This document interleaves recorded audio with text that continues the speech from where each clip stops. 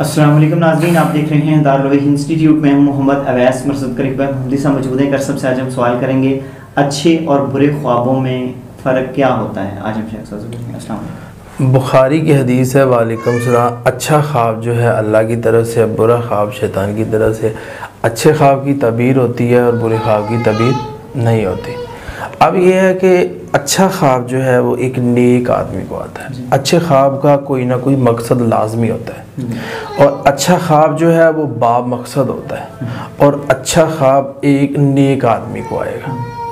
اور برا خواب جو ہوتا ہے اس کا کوئی مقصد نہیں ہوتا، اس کی کوئی تعبیر نہیں ہوتی، وہ شیطان کی طرف سے ہوتا ہے۔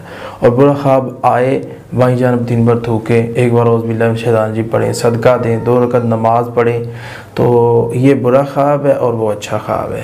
یہ ان کے ٹائم ٹیبل کیا ہوتے ہیں؟ اچھے خواب کے فجر کے وقت، تہجد کے وقت آئے گا، یا کوئی نیکی کر کے ہم ہٹیں تو پھر آئے گا۔ بہت شکریہ جی ناظرین، اگلے پروگرام میں پھر حاضر ہوں گے، ہمیں اجازت دیجیے، اللہ حافظ۔ بہترین صدقہ جاریہ حاصل کرنے کے لیے اس ویڈیو کو لائک کریں، شیئر کریں اور کامنٹ کریں۔